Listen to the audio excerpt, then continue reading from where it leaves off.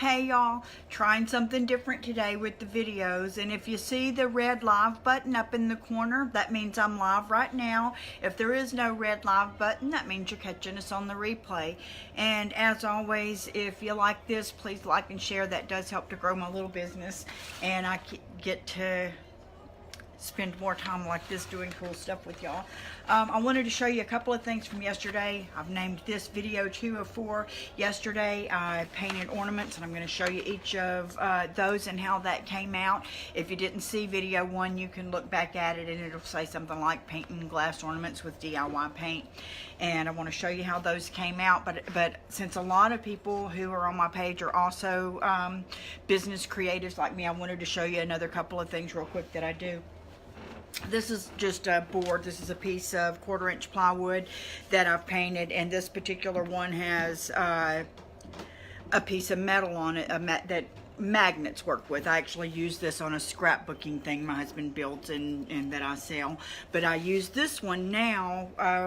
I try to most of the time when I'm doing these videos. So if you have one of these businesses and you get caught up in your video and in your craft and in the things that you're doing, and then you realize you were way out of the way, and you know, people may have missed some of it. Having something like this, and this is just some scrapbook paper that's stuck on here, and now it kind of looks messy because I did some brown stuff over it, but you can always decoupage something else on here if you want. But mine has a flower that I did in watercolor in the center, so I know that's the center of the board. And when we start working on painting another small project in a minute, and I turn the camera around, I'm going to make sure that it's focused on the center of the board. And then as I'm going and getting all carried away with my video, I want to try to, it'll bring me back into focus to realize if I've let myself drift off of, or say up here, or maybe over here because you can't see that. I think, heck, I'm still on my board and I'm here still in front of the camera, when in reality I'm not. So having this in front of me and being able to center my camera to it, and having the center of this somehow marked where I can easily glance at it as I'm going, lets me remember to keep my project in the center. So whenever I turn my camera around here in a minute and we're focused on that, then what I'm going to be doing is going to be in the center of the view for people to be able to watch. So I sort of am going to keep it turned that way. And what I've done right now also, for those of you who also do this, is my ring light, other than I knocked it down yesterday and knocked all the shades off of it. There they are, and I didn't know where I put them. I couldn't get this particular one. This is the one from the original ring light company, or whatever it was, the one I paid a whole lot of money for. It doesn't very well let me put the phone in the vertical position. And you know, in this field, we're taught to keep our phones in the in the horizontal position when you're doing your Facebook Lives, or you're going to be turned around. On the actual live, it's going to have 2 strips beside you, or you're going to be turned around and be sideways. Well, I've done hundreds and hundreds of videos. I mean, I've been doing this for a long time, but for about the past 6 weeks, I'm doing everything like I always did, but my videos are turned sideways. So today, after I couldn't get that to hold the camera, their phone right, I just got my regular tripod, which has a phone holder on it, and I've got the dang thing vertical. So somebody tell me whether I'm vertical or horizontal. I can't change it. Once you've started the video, you can't change it anyways. But today, I'm trying to do this with the phone vertical, the way they tell you not to do it, to see if that'll make me be right, since doing it the right way makes me the wrong way. So hopefully that helps somebody. But I wanted to show you these that we did yesterday. These are here's one, and I've not even looked at these up close yet, so you're seeing at the same time I'm seeing. This is one of the ones. I am vertical. Thank you, Christine. Isn't that something? They tell you not to do that, and so now my problems are solved. So if anybody else is using, I think this is an iPhone 6S Plus. If anybody else is using an iPhone and having a little bit of issue with your videos now being sideways, even if your keep things vertical button isn't pushed or whatever, the portrait mode, go ahead and just go back to vertical, and maybe it'll work for you like it did me. Apparently this isn't all the way dry. It's been about 24 hours, but I just got gold paint on my fingers, and the gold paint still is a little bit wet down in my cup. But I poured in this one, in case you weren't watching yesterday, I poured in this one about a tablespoon of DIY Golden Ticket. That's their liquid patina.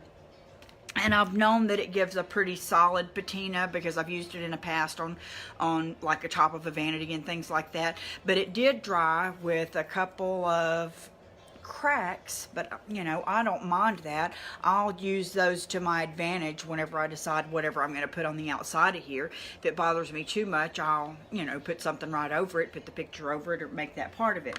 But so we did 1, 2, 3, 4, 5 of those, and let me grab another one and see if there are no cracks in this one. This one is solid all the way through, but you can see where this little bit darker spot here, that's where some of the paint or the patina did pool in the cup overnight. But again, I don't mind that. But there, if you are wanting to, I have heard, and I'm going to try it before this whole ornament experiment is over, that you can just spray paint these on the outside, and I'm wondering if I can puff a little 2 or 3 colors of spray paint on the inside to give myself some type of splatter effect, and I'll try that too. So I did those, but this is one of the ones I'm excited to show you. I was excited to see how this turned out. This is still wet on the inside a little bit too, and that's odd because a lot of times that doesn't happen. But this is the one that I did with the Dixie Belle patina. And I did it with copper. Normally you paint 2 coats of this on while the second one's damp. You spray this stuff on it, but all I did was dump it all in here together, and then sort of shake it and turn it upside down and let it do its thing. And there's a couple of places where there's nothing. But look at the swirls, and this is actual patina. From what I understand, there's copper particles in this paint, and then whatever this is in the blue stuff or the green stuff, they make both, that you spray in over it that causes the actual patina to begin as it activates something in the metal. I think they have bronze, copper, and lead or something like, probably not lead, but something else. Anyway, so it could have made a rust, or it could have made a different patina, but that's the way this looks in here, and I like this, and I would want a couple of these on my tree. I don't know what I'll put on the outside of there. See how you can see through it a little bit there, but I think that just gives it character, and I really like how that turned out, and I would want that on my tree. So I don't know what I'll put on the outside of there. Here's one that I did. These are the oval ones. This one, it looks mostly dry. This is the DIY Boho Blue. I just put a couple of tablespoons with a little bit of water in there, shook it, put it in a cup overnight. So that one stayed thick and stayed colored fully in the ornament. This is one with the DIY Old 57, and I put too much water in it. So you can see where when I was shaking it up, well, if you were on my end looking right now, that's really, really odd, because this is still, that it's still wet like that on the inside. But can you see that running down? I'm actually filling up that gap that I was fixing to show you that's there. But it's very thin in some areas, and that's where I had too much water in there and left it overnight. Now, it wasn't sitting like this, which by this pattern you might think, I actually did have it in the cup like this. It was sort of leaned back a little, but that's a pattern. It's sort of faint through right there. You can see it a little, and then there's a whole lot of only light colored there. But I could have messed with that and shook that up and fiddled around with it until that was perfect. But I thought having a little bit of the shade variations in there was good too. And the more time that I spend on these and the more time I invest on them, the more they would sort of need to cost or sell for in the end to make it worth my while to have done it. And we won't tell anybody that I would do it for free because I'm having a good time. But anyway, I would, and I hope that those who aren't in business to do this are going to go grab themselves some ornaments and some paint and try it. Here's another one I did. This one is odd. Now it's still wet inside the cup. This was DIY Dark and Decrepit Liquid Patina, and it was fully coated when I left, but it's now just sort of faintly lined in there, but it is done in a pretty pattern the way that it went through, and I still will use it for something. Then I have a white one. This was DIY White Swan, And this one, like the boho blue, I didn't add as much water and it stayed solid through and through. So what I paint on the outside of one that's through and through solid like this will show up a whole lot better and be more important than one that, say, part of the decoration is the part of the swirl that's on the ornament itself. And the last one from yesterday, this one is solid through and through. This is Fancy Farm Girl, and that's going to make something really pretty too. This is Fancy Farm Girl, just a couple of tablespoons inside there, a tad of water. I probably put by the time I got this far in, I probably put maybe 2 tablespoons of the DIY paint in there, and maybe half or a third of a teaspoon of water in there, and then sort of just shook it up and then drained most of it back into my container. But what I'm going to do today, and I've been successful and unsuccessful at this both at different times, is I have some molds. These are this particular brand, and this is a mess on here because, well, I ain't lying, I was a mess. But these are the IOD molds, and then I have some pink ones, which are the El Cheapo molds. And what I'm going to do is, the last time that we did these together, I used the resin, which I love, and it made a hard piece that I used on something. I don't even know what we were doing that on. But today I'm going to go back and try the paper clay again. The first time I tried the paper clay, it was, and this is just, these are Dairies, which is Michael's brand, and this is the sort of flat ones. And I chose these specifically, other than they're really dang cute now that I see them, because I would have a little bit more of a flat surface to paint on, because the intention was to paint on these with acrylic paint and my paintbrushes, which I am still going to do on some of them. But this is what I have sitting in front of me today. I may have some round ones over there too. Let me look, because I got a couple of boxes here. No, there were only 6 in there, and 1 broke on the way. But I have more at home. So today we're going to do this one, and I'll just do a couple, and I want to make sure that whatever I choose is going to fit on here. That big old thing there would fit on there if I wanted it to. Wonder if that would wrap all the way around.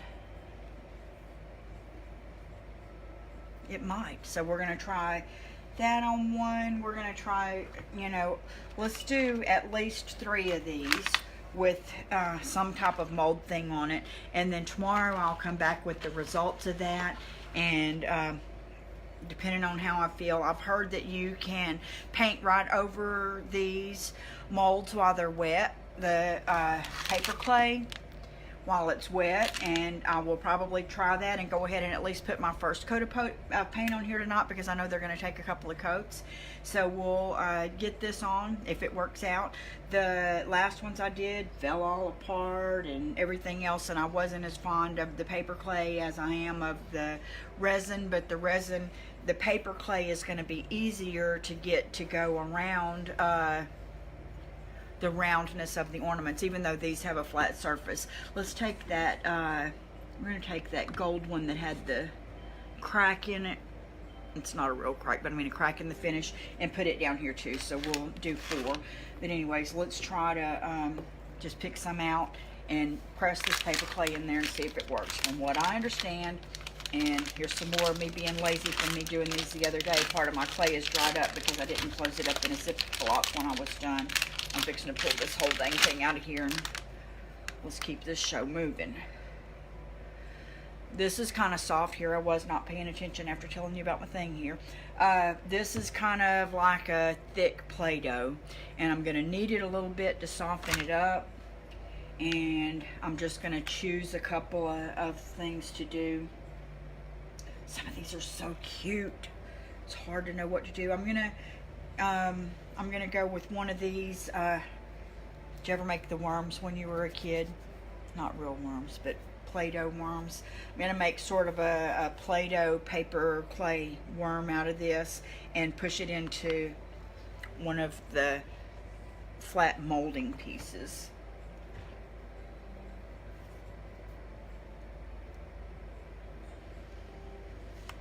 And you And I know that I can't keep the camera close enough for everything. But if you have any questions, just ask them.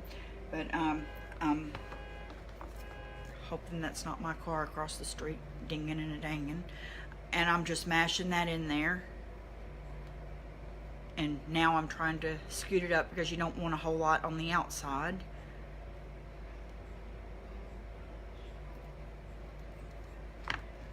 And I didn't think about that. Let's see what I can do here. Look at that. I may not have to get any more. Now I'm using a paintbrush and rolling it across there to pull off the excess. And I'm going to push this excess. I didn't realize there was that much excess. Look. Because you're not, you know, the design itself is down in the hole. You know, you're not going to need the extra stuff that's outside of the hole. And if you want it to get on there good and flat so that you can paint over it and have it look real good and look like a piece of wood or whatever, then you need it to be down in the hole but not having a lot of excess outside the hole. So now I'm taking the scrap pieces, pushing them back in to fill up the hole. I'm going to roll this over them. How about that? I invented the paintbrush roll. Probably 50,000 other people doing it. Get that kind of flat and make sure everything is inside the groove. I guess the groove would be the best thing to call it.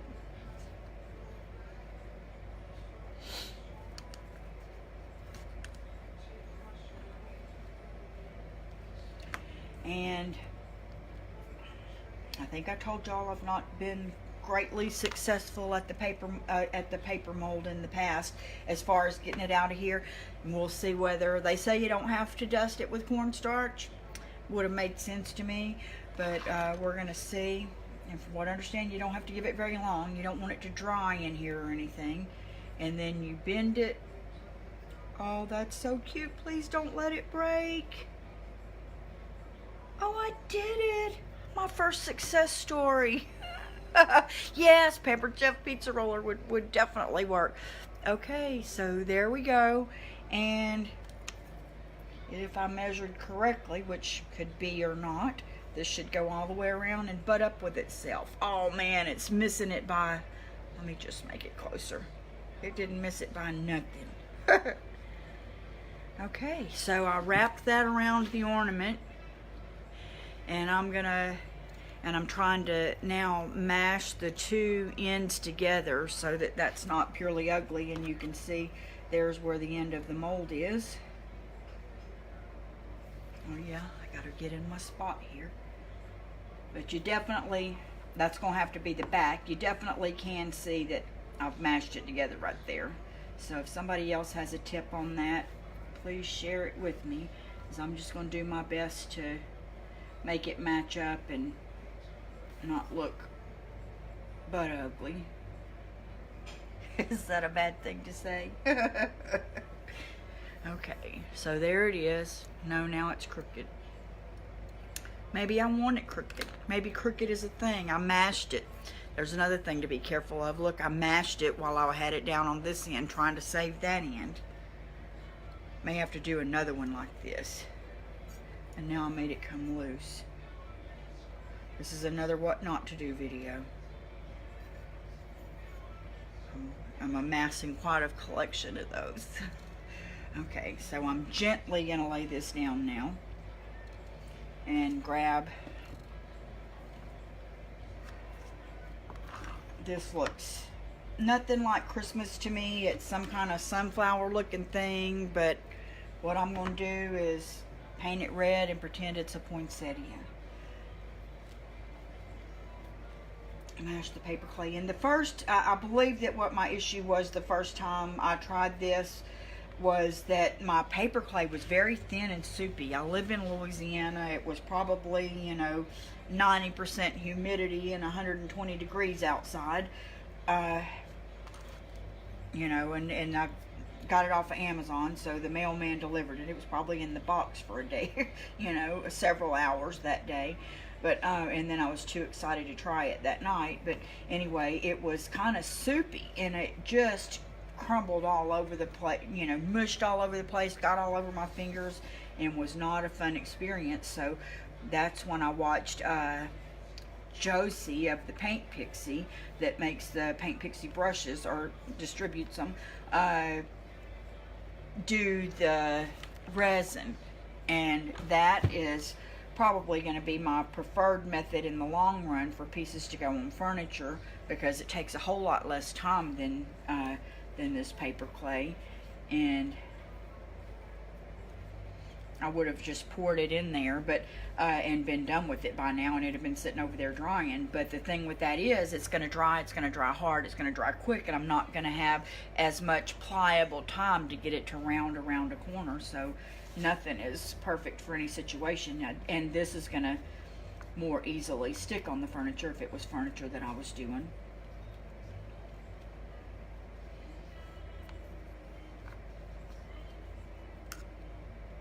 Now it's getting sticky on my brush and coming through there.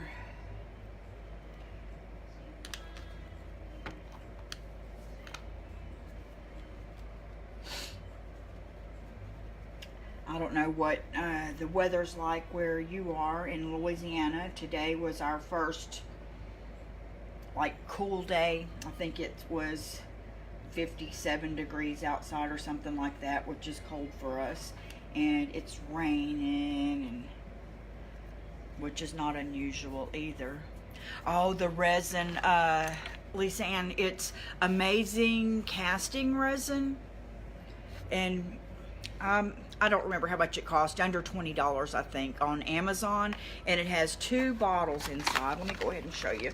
2 bottles inside, which are 8 ounces a piece, and you mix them. They give you some little mixing cups and a couple of like popsicle sticks, and you mix them 50-50 in the cups, and then pour it into whatever you want it to take the shape of, which it just pours perfectly, and you know, it's liquid, so it self-levels itself. So you pour it directly into the molds, and I have an old video on that on here. It probably says something about molds. But anyway, you mix it 50-50, and it's sort of like an epoxy type of a thing, I guess. But once you get them poured in together, they immediately start to harden. And like poured in here in one of these molds, it's like less than 5 minutes. You'll see it. They say it heats up. It gets its own heat, and they say that the larger the container or the whatever that you pour it in, the faster it heats up. So, and I did find that to be so. So the deeper ones of these things that I tried it on dried faster than the tiny ones. Kind of crazy, but that's the way it worked. And anyway, so it starts to turn white as soon as it starts to set up, which is just in minutes, anywhere from 5 to 10 minutes. And then when it's completely white, it's completely set up. It's like you have a hard piece of plastic ready to go, and it takes exactly the shape. I'm pulling this out again. Takes exactly the shape of whatever you put in there, and where this is soft and pliable and has to have a drying time, that comes out of there drying ready.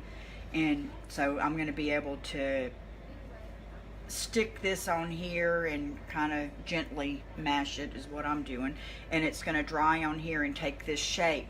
With the resin ones, it's going to come out of there. You're going to have to, I use like 3-in-1 glue to glue it on with. You're going to have to glue it on because it's not wet, and you know, you would have to try to figure out how to get it out of there, and I don't think you could. Not quite dry yet to get it to take the shape of something. But if, say, you were working on a dresser and you wanted a good straight strip of molding to go down the side of it, it's perfect for that. And for flat surfaces like picture frames. That's what I was doing whenever I used it last, was a picture frame. So I put it, I'm just trying to mash this down all the way around, make sure that it's on here good. And if it's not, and it dries and it has a little air bubble under it or something, I'll just come back and put some glue in there. I had some glue sitting up here. But anyway, so here's the next one. But the resin is fabulous, and it's easier to work with, and it doesn't get this junk all over your fingers either. And it does make a really pretty piece. This leaf looking piece right here is what I made with it in the last video with the resin. I'm gonna go for this little detailed crown looking molding piece down here for this next one.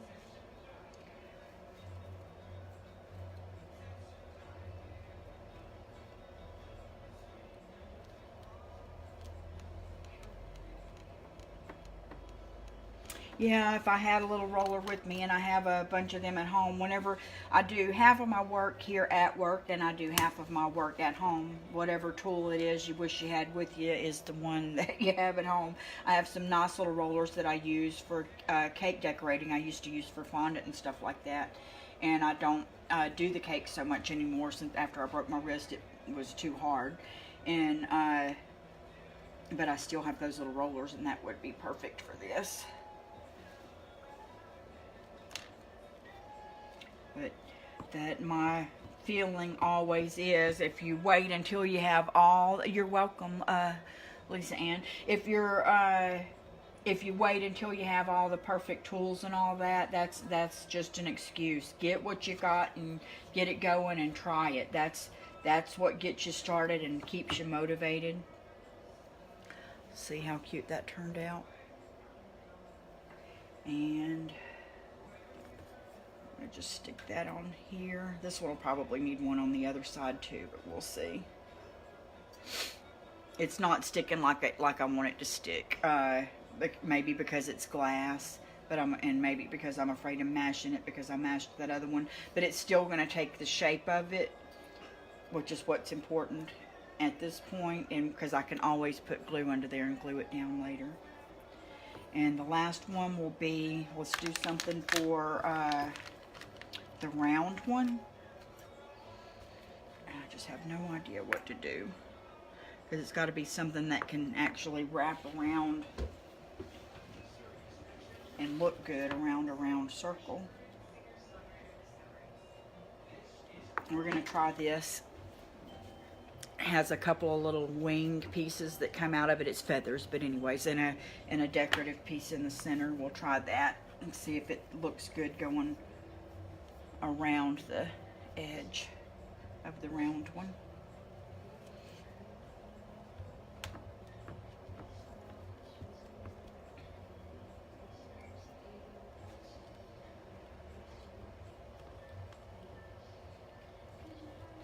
The paper clay already feels like it's drying a little bit. You know, it's drying out a little bit.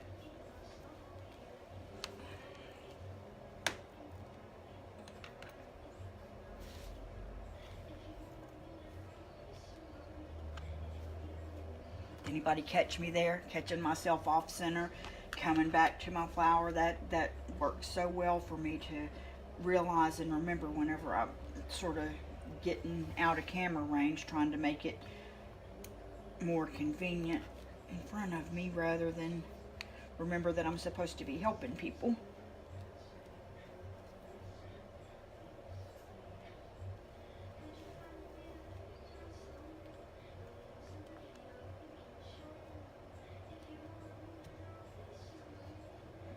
Pulled a little too much out.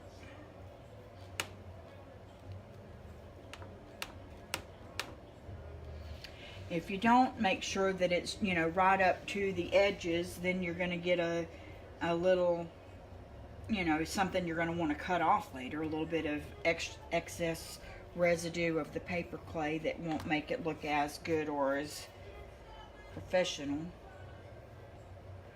But I don't always go for professional because I believe that homemade things should look homemade. That's part of the character of doing it. If I wanted something that looked like it was made off of a machine, I'd go to Walmart and buy something. But I don't. I want to know somebody's love and fingers and time and effort and all that went into it, and that's what makes it special, in my opinion. We all have those, right? Come on, don't tear up. Don't tear up. It tore up. I'm going to use it anyways and stick it back together on here.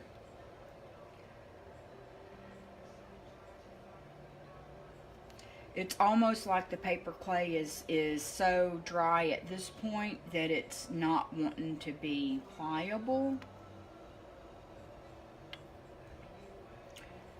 So I'm guessing the idea would be, I'm not guessing, I know, the idea would have been for me to have a slightly damp rag over a regular rag and have it here over my paper clay to keep it pliable and workable.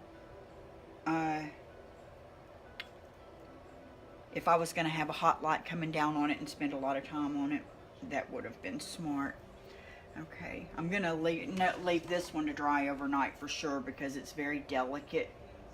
We're fixing to paint one of those first ones. It's fixing to happen. Let's go for this one right here.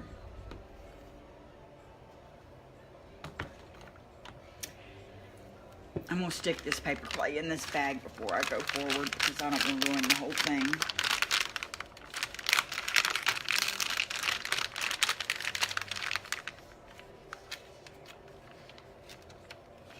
I may be lazy, but I don't like to be wasteful.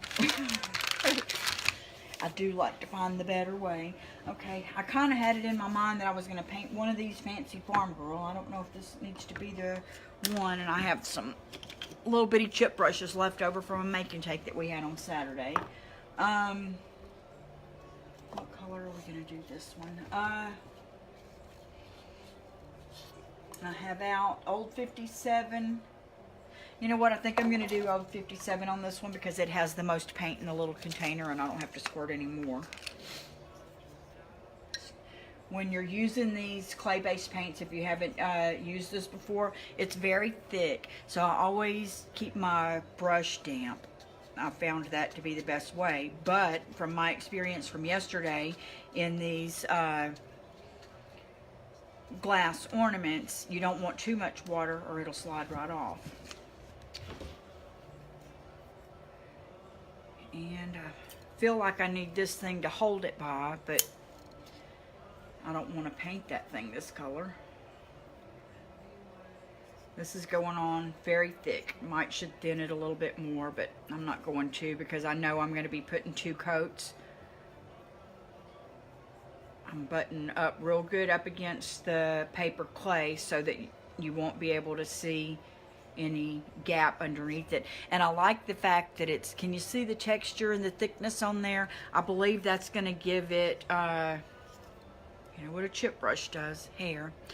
I believe that's going to give it character. So, have no idea what I'm doing here. It's where I'm going to put my finger at the end. I'm going to just leave it like this for a little while and sit here and hold it probably and until an area dries enough for me to be able to lay it down, and then I'll paint that finger area before I go home to get the first coat on there. Because again, since this is a first coat, it's not gonna you know, it's not gonna kill me to miss a spot either. Reminder again, get back over on top of my X marks the spot.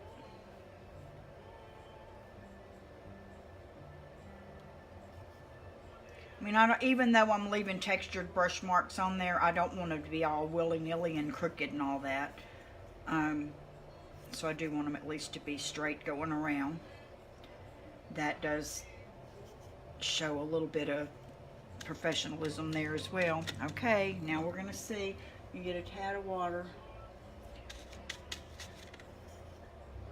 And I'm going to just kind of pat it on here right now because this is still kind of delicate.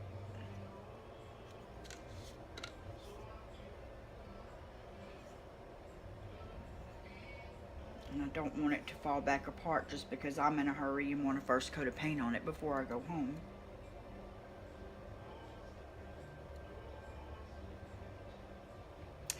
And I feel like I'm not the only person who likes to get stuff done. Not put off till tomorrow what I can get done today and want to get started and want everything to cooperate and get it done. I'm thinking that the little flaws, I don't know if you can still see, that's the area where it was mashed earlier, is not looking mashed once the paint went on. you can't really tell at all, so yay. That was a plus.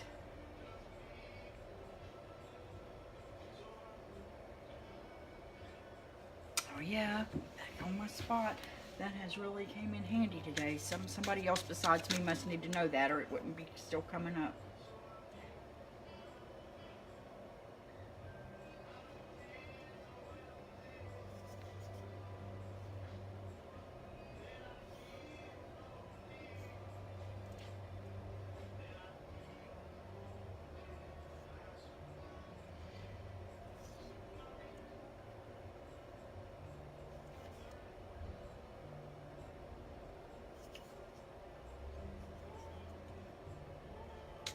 I have to get more water in here. My little thing didn't have as much paint in it as I thought it had, and with me using it so thick, it's used a lot of it up already.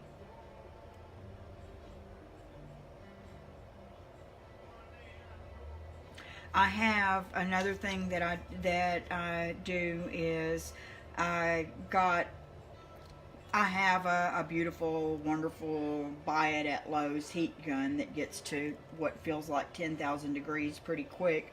But to me, it doesn't have much blowing powder, or power. It's more for the heat than for the air. And I believe whenever you're drying something like this, that you need both heat and air. And I have a small oh, whatever you call it, most of them are purple, a little heat gun that's a craft heat gun, and I feel like it doesn't blow hard enough either. I mean, it may know more than I know, but I got a couple of these blow dryers for under $10, and that's what I use, because I like there to be heat and I like there to be air. So out of all the specific crafty tools that I bought for drying this paint, which does dry pretty fast, the $9 blow dryer is my preferred tool. Ooh, that's hot though. Put it on low. Burning my fingers. Just blows me away how fast this paint dries. And this is going to look like,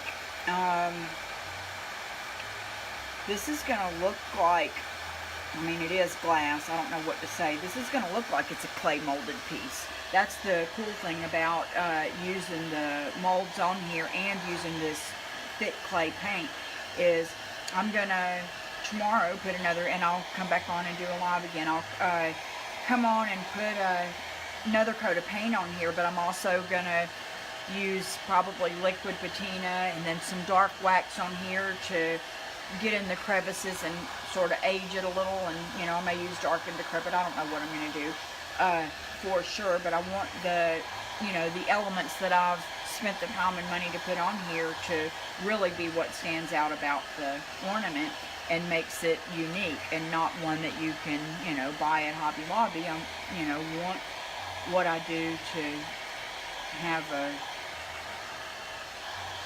a little bit more of a uniqueness to it.